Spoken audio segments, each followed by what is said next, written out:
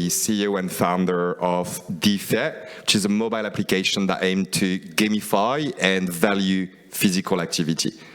Congratulations to you. I've seen quite a few hands raised earlier when we asked if you do at least sport 1 time a week. And my goal with DEFIT is to actually motivate you to do more than 1 time a week. And using our application, earning and going into a game mode along your fitness journey. We'll discuss a bit more about that and the impact it has with the Olympics coming up as well. Thank you. Hello, thank you. I'm Merighe. I think if maybe some of you have seen me already today, it's kind of a marathon. So I'm the CTO of Veritise. At Veritise, we have our own proprietary and now fully certified blockchain. And one of our products is the VRM. It's the Veritise Racing Management application, which is a real connection between the racing management and the blockchain infrastructure that we use. So it's the first, it's on the market, so it's a good use case, I think, for the sports day. Hello everyone, I'm Nesrine, I'm the CEO of Dr. Data, and Dr. Data is a privacy health tech dedicated to protect health data, as it's called, and we developed a solution based on smart contract to manage patient rights and mostly consent. Hi everyone, I'm Alison Pinault. I'm a professional athlete in the area of handball. I'm glad to be here just to tell you that I'm very interested, of course, in the blockchain and DeFi in sport. We can really improve a lot, so I will not talk with you about what I have won in my career because we are not here for that, so let's talk about serious stuff. Perfect, thank you very much. The next year, promoting physical activity and sport will be the French great national cause. In the run-up to the Olympic and Paralympic Games. So I'd like to start this panel with this question. How can Web3 be used to encourage physical activity and sport? I turn to Kevin to ask this question, because this purpose is the core of your application. Can you tell us what is the trigger to imagine that you can improve the participation of people to do sport? It's a very good question. So I've been myself quite heavily into sport for a couple of years, doing Ironman races, so a lot of training volume, but I came to realize that not everyone has the same discipline and self-motivation to practice sports, right? So basically, it all started with the idea that, well, if it becomes fun to do sport, and if you get rewards for doing it, because yes, physical activity has a tangible value, right? If it makes people feel better, if it makes people healthier, it must have value, right? I mean, in France, we're very lucky to have a wonderful system with the Sécurité Sociale, where you don't really see the bills that your unhealthy problems actually cost to the economy, but the lack of physical activity cost the world economy no less than $300 billion this decade, right? And 500 million people, according to the World Health Organization, will develop cardiovascular disease from 2030 to 2030. So this is another pandemic. We fought the COVID pandemic very well together, collectively. Now we have to fight sedentarity and lack of physical activity. So the goal was, how do we create a token that we basically inject capital from insurance company, from corporate organization, to drive value into the ecosystem and distribute that value to you. And that was the core principle of the DEFIT mobile application, to basically give you $1 a day just for doing sports, because physical activity has value. So those gamification, we've seen these mechanics applied to different industries, like Duolingo, for example, for learning languages that have been very successful, while we are one of the pioneers applying those gamification mechanics into sports to motivate you to do 30-minute exercise daily. And lucky enough, I'm not sure if you have seen on Monday, the communication from the government and the Ministry of Sports. The grand cause 2024 is move 30 minutes a day, right? So we're pretty spot on into what we're trying to achieve, and I believe Web3 will be one of the sport will be one of the vector of adoption of Web3 next year, but within this decade. Oh, thank you. So, Alison, as an athlete, how can you understand why you need to have a motivation to practice sport and activity and physical activities? Of course. I mean, Kevin said a lot of things already. I think as a human, we don't realize how it is important for our body to move, to be on move. I mean, especially me, I realized after about 18 years in the professional world that when I stopped to train for let's say a couple of days, I already see how my body reacts, how it's bad for him to stop to train. And I think sometimes also people misconcept what it means to do sport. It doesn't mean to do sport that you need to go to gym, to the fitness. It's just that you need to move. So you can also move at home, take 5-10 minutes a day just to remind your body that, you know, your muscles need to be active. Your brain is also connected, so you are sending also to the cells important information. So, I mean, as a professional athlete, of course, I do realize how it is important to move and all the time to remind my body that if I want to stay healthy, I need to be, you know, focused on the moving stuff and mobility stuff, and just, you know, that I need to be in place. But for all the people who are, you know, not practicing anything, this is dangerous as you can imagine, really. And you can see improvement, especially with people over 60 years old, you know, when the example, I will take a typical example, that this person never did any sport in his life, and it comes from the moment when this person can barely move and needs to lay all day. And then I have this image when the nurse is coming home and helping this person step by step, day by day, to move slowly, by, you know, step by step.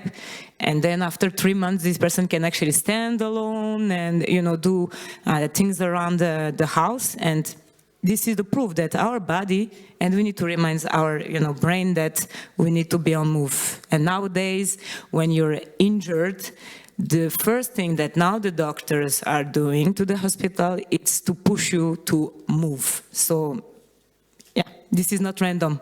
This is just because the more we discover and the more we realize how much is important for our body. Thank you. Perhaps, Nesrine, you want to say 2 or 3 words? Else is your big picture for you? Yeah. You know, when it comes to track performances or other issue, when you're on Olympic Games, for instance, this is all about personal data. And personal data is very large definition because you don't have the name or the first name of the person to qualify the data as personal data. It could be a simple technical identity, because anonymization is something really difficult to target in this area. So since GDPR in 2018, we have specific regulation in Europe. We have the same, at least in the US with the HIPAA, in the California state also. We have the same in China. So it's like the first move of Europe to do soft power regarding the GAFAM. But when it comes to sport, definitely we can have health data. If I have your weight and the number of steps you're doing on the day, I can make a suggestion on your health, you know. So this is something really large to think about. You know Bernard Tapie? Okay, you're attending. Where is she going? Bernard Tapie, when he led the Marseille team, it's about football, and he did something really, really smart and tricky. He said about a football player to everyone that this football player had HIV. Why did he say that? So that the other team will not pick this football player, and he has to keep the football player, and then he won the cup. You know, this is something really important because it was really about a person. This person didn't know that Bernard Tapie did that and used a false information about his health. You know Magic Johnson? Okay, so Magic Johnson in the beginning of 19s, he announced his disease, and it was HIV also, but it was really truth. And you know, it was before the acceptation of this disease in the society, so it was really a shock for everyone. But he did that based on his consent to share this with everyone in the world because it was important for an athlete. But he lost contracts.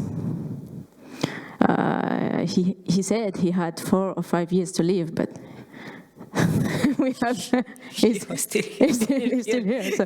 So yeah, this is really impactful for a person, and I think very important for a sport player because you can lose contract, money, visibility, sponsors, etc. If anyone shares something really intimate about your life and about your health. So yeah, it is important, and you know in GDPR and mostly in French law, health data is part of what we call sensitive data. Your bank account is not a sensitive data because it's not impactful on your rights and freedoms. But health data is as well religious data, biometric data, genetic data. So we have specific laws, more binding laws about when you process health data, wherever the field, in a hospital, in an app, or in an industry, because we're used to work with in pharma industry, and this is really something important because you could target and make marketing based on your health data. So yeah, this is not something easy to manage with blockchain, but yeah, with the smart contract solutions or blockchain, you can offer really data integrity, traceability, build trust. This is what we do with our transparency for sure. That's what we do at Dr. Data when we give you as a citizen, not a patient, but as a citizen, the right to say yes or no when we want to use your data for another purpose than your treatment, or when we want to suggest to use something like a clinical trial to participate to. So this is really about freedoms and not ownership of data. This is something really important because we have no ownership on our personal data in our laws. Thank you. Before to give the microphone to Hannah, I have a question. Data is important, but is there a risk of addiction about data for people who use it? And perhaps it's not perhaps, I'm sure, you can lose our autonomy, your physical autonomy, because all the time you check your data, if my sleep is well or not, if my earth is good, or is it dangerous or not? I always said that it's good to have data. I mean, in sport we are professional in this sport to have data. We want a lot of data, more and more. And I always say, but what are you going to do with those data? It's good, but if you don't know how to analyze them and what to do with them, they are just useless.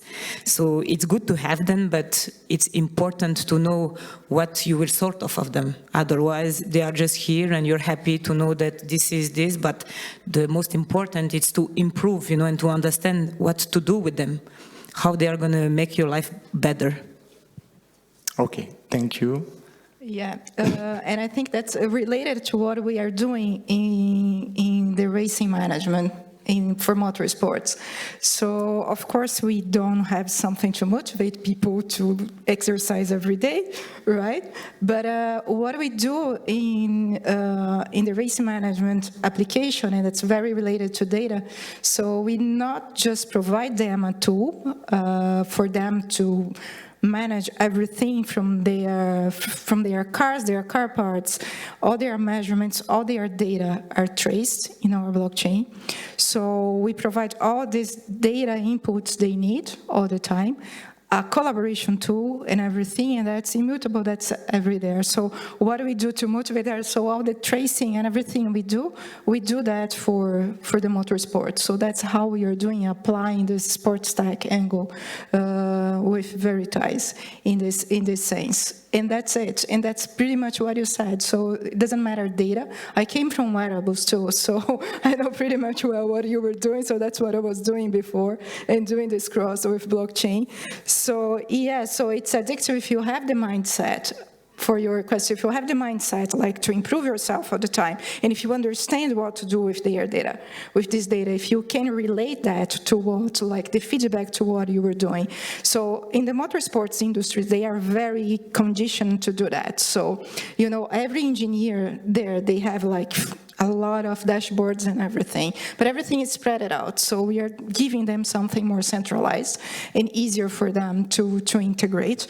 The same way, like you can have multiple wearables, but if you don't extract in the right way, if you don't give the feedback in the right way, that's the challenge. So with the blockchain, you can guarantee that everything is traced. You know, so you can guarantee the history, so you can look into your past performance and all your data, but you do need the right tools, the right, you know, treatment of that. Thanks. You want to add a word, or? Not particularly there. Okay. I think it's very important, and we shared already a lot about that. So we collect a lot of the data, of course, right? So we've about 20,000 users right now that completed over 8.5 million kilometers with heart rate data, everything. So we care about it. And the way Web3 and blockchain technology is here to basically do better than we did before in Web2. I've been myself using Strava and, I mean, many other sport applications. And I remember getting really annoyed one day when they cut off the API of Rival, which was a company where you could sync your data and then having that 3D modelization of your run out there. And they said, well, we don't allow them on the platform anymore. And I'm like, who are you to decide if I want to share my data with Relive or not, right? Like, they saw them as a competitor, so they just cut off the API access. I was like, well, it is my choice, ultimately, right? Not yours to do with who you are sharing my data or not. I think Web3 and blockchain is here to build a better web and rectify all of those mistakes that we did in the previous versions of the web. Yeah, I think that's what you do. There's one advantage of it, coming back a little bit to the first question. It's there is this, you know, cultural fit, let's say, between Web3 and gamification and metaverse that's also very related to the gamification. So it's the same kind of group of early adopters. So I think that is something that's very beneficial to what you guys are doing. But the blockchain, the problem is about privacy, as you said. So if everything is well implemented, you have the policies. That's why it's important having the certifications, as we are reaching to this point right now, starting to do that in the industry, so the user can have clarity about what's going to be stored or displayed in the blockchain. So that's one of the key points that you need to take into consideration. And especially when you're talking about biometrics, about your performance, those are very sensitive data. Right, like for medical data, it's very sensitive. And for us too, even for the case of VRM, because all those measurements, their performance and everything, those are very sensitive information for the racing teams. They are very competitive. That's like it's in their core. So we wanted to provide the transparency so they can generate the logbooks, but we need to, you know, really make this treatment like encrypting everything that's critical. So we have to make this assessment when we define the architecture. So which kind of information will be stored in a regular database, what's going to be traced, but how, if it's going to be traced with the right levels of encryption, like it, so you still have the tracing, but you don't expose sensitive information. So I think it's the same thing for any kind of sports, medical, and things like that. So that's the level of maturity that the industry needs to, you know, to reach and to pay attention. perhaps many people are not aware about the problem to use unauthorized data. Yeah. And it's for this reason, in sport industry, there are not a lot of blockchain application. Yeah, we don't have many, and that's a problem that if it's not well handled, with blockchain, it's much worse, because if someone is technical enough to trace things in the blockchain is public, especially if you're speaking about a public blockchain. So the fact it's public, the information is public, it's what brings transparency and traceability and immutability. So that's the strength, but you need to be aware if who is developing it, the application side of it, if they are handling the data with the privacy that's due it, that they should be doing. So I think those are the things that, the industry needs to take some steps to make it more clear for their users. Okay. No? Yeah, I think we need a lot of education about privacy in blockchain. Exactly. That's so true. Another question. How can Web3 enhance fan engagement and bolster their loyalty to athletes, teams, and sport events? So perhaps we talked before the panel about the fan engagement, and I can say a word about it. We talk a lot about community in Web3, but the truth is that most of the product don't really need a community, right? It only makes sense to have a community when you have a dynamically changing environment. And this is why in gaming, through Quest and game involvement, communities are very engaged to the product, right? And probably still active in Discord, even in 2023, when everybody else is gone.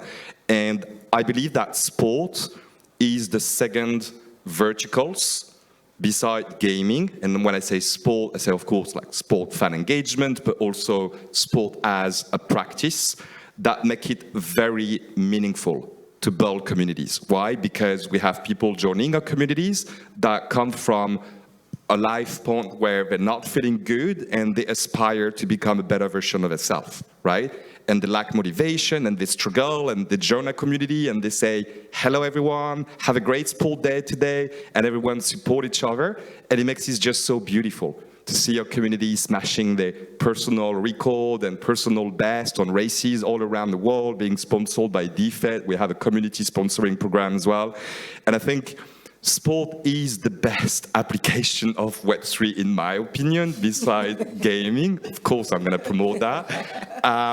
But because it makes sense, because it's meaningful. And that's why we have very engaged community. And it's like the best of both worlds, right? And we all aspire to get everyone around to move with us. So, like one simple number. Any new DEFIT user bring in average 3.5 people inside the application. So we have about 1,500 newly account created every month for the last 6 months, 100% organic. I haven't paid a single dollar into marketing. And that's how we build the foundations to have a very healthy, well, literally healthy community that do sport and bring the best of themselves. And the Web3 allow that dynamic also. Of course, we have a token and everybody wanted to succeed, right? So since everybody wanted to succeed, everybody is promoting the project by themselves, right? Because the more we grow, the more we succeed, the more the whole ecosystem go higher in value for sure. And that's a common goal that we have. So to me, this decade, and it's great that we having a Bitcoin halving in April and the Olympic Games coming home in July. That's like, what a coincidence. That's beautiful. 2024, to me, is really that year that's going to kick off that sport Web3 mass adoption. And if you look at so-called move to earn market capitalization today, it's 15 times lower than the play to earn. I mean, yeah, playing games is cool, right? But it's not going to make you any healthier. Doing sport is great. So I believe this is a very undervalued segment at the moment, and I believe that will be one of the main vectors in the coming years to drive adoption. Thanks. Alison? Well, I think Kevin said everything already, so I don't know what to add, but, we know how much is important sport, and, yeah, I also believe that 24 is going to be the year like for mass adoption. I mean, we have to, and we have a lot of pedagogy to do toward, you know, the people. But I really believe that Web3 has a huge impact for the next generation for so many reasons that we already explained. But gaming is cool, but gaming is not healthy. So health is important, and the more, you know, we go forward with the years and we see how our society is in danger, and I think we need to move on and really to get a big kick in the ass and to realize that we need to invest, and also this adoption will give us a good boost, I believe. Okay, thanks. Do you think tokenization and digital collectible play can help athletes to finance their sport? It has a role, for sure, because we can see the crisis right now with the athletes who are looking for money to help them to reach their goals, and of course it's difficult, but there is a role for sure for Web3, and you know, we need to find a way, the business model also to promote it, and where athletes, you know, can give something in exchange, but at the same time, you know, protect themselves. And it's difficult right now to explain, but I really believe, and also Kevin has explained, you know, through digital, what you can do. Right now, we are not so advanced in this area right now, but yeah, that's for sure that there is something, you know, to find. Yeah, there is a link. Thank you. Yeah. I mean, sorry, just to bounce back on that. I mean, sorry if anybody works in the pharmaceutical industry here tonight, but when you look at the $26 billion, that cost to the Social Security, and that business is huge, right? Of course, there is lobby as well, but I believe that through tokenization, if we actually get $1 billion distributed via tokenization of sport to people, how much we will save, right? And sport is your best medicine. So yes, I believe tokenization will achieve that. Yes, but it's sad to think that we need, you know, to motivate people in exchange of something. I mean, we need to be healthy, but by ourselves, not because, oh, great, I'm going to get €1 or 1 token today. So yeah, this is sad, but this is a reality that we talked before. I mean, you know, I can imagine if I say to some people, hey, today, if I buy you something in Primark, for, I don't know, for how much you want, how many minutes will you run or, you know, do sport? I'm sure that the list behind the door there will be huge. Yeah, but this is sad, but this is the reality. And sadly, we don't, you know, realize this impact that we have in our society, how much we cost, you know, and I have realized that after the COVID, you know, like example, if you don't have any insurance, you are, you know, in a very bad position. Because nowadays, if you don't have insurance, you might die. I mean, here in France, we don't realize how lucky we are, but I have traveled all around the world, probably as all of us here, and you just realize how lucky we are here. The system is protecting us as we can't imagine. When you go to some country and some people are just saying, yeah, I don't have insurance, I can't afford insurance. So people, you know, cannot just take care of themselves just for the basic stuff, you know, just the basic, you know, kit. And this is sad because you just, you know, on the other hand, and you're, you know, French person, and you're just saying, yeah, but the system, I have this, and then, you know, this second insurance is covering in case the national insurance is not covering. And then say, oh, yeah. I say, yeah, welcome to France. Yeah, but this is important to mention because we are really lucky with the system. It's not perfect. We can complain about a lot of things, but just realize if you will need to buy every single medicine by yourself, you can't imagine how much it will cost. It's not about, you know, $50, $100. Most of the time it's millions. It can be, you know, yeah. So. I don't think that the industry pharma goal is to make the government savings, but if they could hear you, it will be okay. But I agree with you, Alison, about the motivation. That's sad. We need to motivate people about their health. But and yes, for sure, we don't have the same system, social security system as the US. So maybe that's the balance we need to do, and how can we protect the privacy of people, because when we are motivating them by money or something like that, what are we doing with the data? Also, this is something really important because we are really sensitive to that in the health sector about what the pharma industry or biotech or someone else has access to your medical record and for what purpose. And we cannot monetize personal data in France and Europe because of this mechanism and the regulation. So maybe that's the little thing we need to take into account, and giving the right information to the users about that, because this is a balance. Thanks. You want to add a word? No, I think that they've covered everything, and that's a real problem. So I lived in the United States, I lived in Brazil. So in Brazil, it's something that's in the middle. So no, because we do have the public health care, that's great, and you don't even have to pay in advance as you do here. So, and we used to think that was bad until you see other places how it works, you know, because you can buy for super luxury that a level of luxury you don't have in France, but it's going to cost you a lot of money per month. So you have the best treatment in the world with like a 5-star hotel. You know, that's when you live in France, you see that's not necessary, but it's how it works. But in the United States, you cannot call an ambulance because you go bankrupt. Exactly. Right. No, but that's, there is always those conflict of interest, like she said, you know, that's a great idea. I think that's really we're going to have some forces on the other side, right, trying to push back for the economical reasons, but it's a really phenomenal approach to do that, this kind of incentive. Okay, thank you. Last question. What significant challenge and opportunity do you see regarding the adoption of blockchain by sport technology?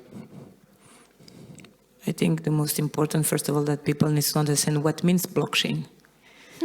that's the first step, because you're talking to blockchain and people are just looking at you like, what are you talking about? So I used to say that, for me, blockchain is like the accounting book.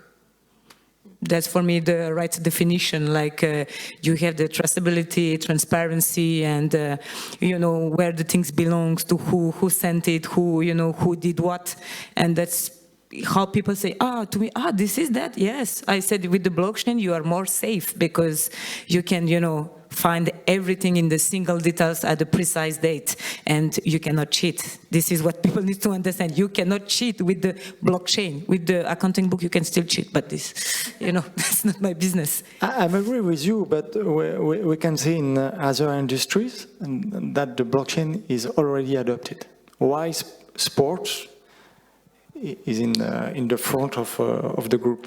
Because I think people misunderstand, what actually blockchain could bring, into sports. I think it's difficult for them to link the benefit that they could get. I think this is the main challenge with sport. There is a lot of improvement to do, and also a lot of pedagogy to do through that, because, we need to understand what it is. After we understand what it is, what will be the benefit for the sport, where will be the business model, this. So, this is this little circle, and we are just at the beginning of the wave. Yeah, and I agree with what Alison said it perfectly, but I think and it boils down to everything in the blockchain industry. We even had a small discussion earlier today about it. So the thing is, the blockchain, we had this buzzword before, so everybody it's a buzzword, so everybody tried to put blockchain on everything because it was AI became even, more recently. So the thing is, what's going to stick as if you apply the blockchain to the right use cases, right? So in the case of the sports tech, so what are the use cases where the blockchain, the tokenization, and everything, it's actually adding value to it that makes sense, right? So because there are a lot of huge problems that you can only solve with blockchain. But it was kind of, because of all these buzzwords and a lot of use cases that they were not adequate, the industry was like, what's blockchain? No, it's like, I don't know. And then they start seeing all the recent events with FTX and Binance. And then when they see all the other problems, they try, because they don't understand how it works and the value that it brings to the table. So to try to, okay, I don't understand, or maybe that's something a little bit shady. So I think that's the point, and you guys have the opportunity, and we all here, we have the opportunity to actually show how the blockchain and the right use case can actually solve real problems, can actually add value, add transparency, add the tracing. You cannot cheat this, and that. And the more we can show this in a serious way, the better for the industry and for everything that we are offering. Thank you. Nesrine? No. Okay. If I may just add on the user experience, I mean, seriously, it's a nightmare, right? Like, I mean, internet was not easy at first either, but I have this friend that I've started with my app, and a couple of weeks later is like, hey, I want to buy some DEFIT, how do I do? I'm like, oh, dude, like, go figure it out. I don't have time to explain. And it took me 6 hours to explain to him, like, oh, you have to download MetaMask. He's like, what's a seed phrase? I'm like, okay, yeah, seed phrase. All right, screenshot. No, don't screenshot. Write on a piece of paper. It's like, what the hell? Writing on a piece of paper? What for? Right? And then you're like, okay, now you have to go to MetaMask and you need to change the RPC because Polygon network, I'm on Polygon, and it's not there by default. So you have to go to the Polygon technology website and copy the RPC and then add a custom network. It's like, what? It's like, okay, how do I buy now? Oh, you need some ETH to swap. It's like, what?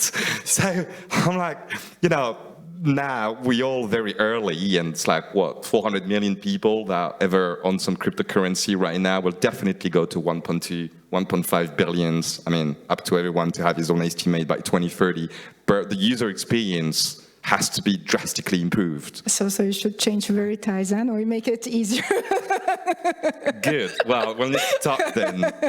So that's the biggest challenge from a technology perspective to me. I mean, I'm only a fitness app, right? I can't fix MetaMask. I mean, that's not my job to fix like the whole chasing thing and network management and stuff, right? Yeah. So the whole ecosystem has to do its part of the job with infra, with consumer apps, and having a real simple to use blockchain technology dApps, right, for people to really drive adoption. Yeah, it's exactly so, because we do have our cryptocurrency, we have our API, so you can use the way you want for our application, but we have our blockchain as a service that we took those steps in consideration too, right? So of course, still you have to, store your seed phrase, but we make this much easier, so you can download the paper version if you want, for example.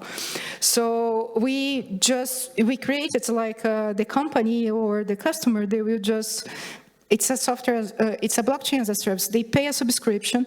Everything in the background is using our tokens, our infrastructure, but it's transparent as much as possible for the user, even for the company using our solution or our blockchain. So because that's key, it doesn't make sense. They are not engineers. And even if you have a company with a technical team, they are not experts on blockchain, which if you're going deeper, it's very complex. You have a lot of cryptography. It's a very complex solution, to guarantee the security and everything. So when we are on the infrastructure and we are providing this, we need to make this as easy as possible. So I totally with you. So we should talk. You don't need all this hassle. Thank you very much. A personal question about the perspective that you see about the place of blockchain in the sport industry in 5 years. Do you think it will be an important component of the technology for sport? Yeah, I believe so, because the next Olympic Games are in the US. And we know the impact of Americans and the technology, so I believe that the next not only 5 but 10 years going to be huge in sport for sure, because this is such a industry generating billions of dollars, and I mean euros or dollars, whatever. And I have seen throughout my career how much we improved, and it's amazing to see the progress. So for sure, yeah. Do you share? Yeah, I share. I think with the internet, we had this entire world of information. Blockchain is bringing value to this information. So for sure, in sport, it will be very important. It's a big economic place. So yeah, sure. So we hope so, right? So we are investing on it and being pioneers in the market because we see the value. So we hope we're going to have a mass adoption later on. Yeah, I mean, there is no reason it's not going to be like that. I mean, Web3 is improving, blockchain also. I think we just need to, to talk about the benefit and the value that it brings into our life. Yeah, I think that boils down to those 2 points. So it's the UX and the real use cases, the really useful use cases, because if they can see the value and that's easy to use, there is no reason why not. So I think those are the main challenge that need to, to be tackled, to be solved by all the other companies and everybody in the industry. So you can say it's a good time. It is, and I guess you figured by now I'm extremely bullish on sport and Web3. So it's amazing to all first be part of this movement that is recently born and play a role and contribute to that adoption through sports. And I think the use cases and potential applications are just massive opportunities at the moment, right? So yeah. Sport will definitely play a big role, especially through corporates, right? Corporates want their employees to be productive, right? They want them to be healthy, don't necessarily want them to play games. So I believe when we talk to mass adoption, it will go through employers, and there's a lot of corporate in France that actually invest and are getting more and more into Web3. The list is getting longer and longer every month, so they will play an important role. Yeah, and I think that there is another aspect that we didn't discuss, like when you were talking about those links, we were all talking about it.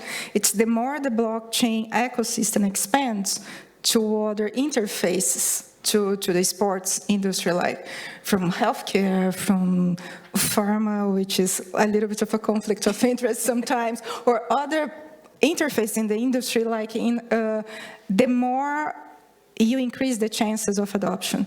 So in our case, we were talking about, in our specific case of the racing management. So we create the identities for the cars and for the car parts.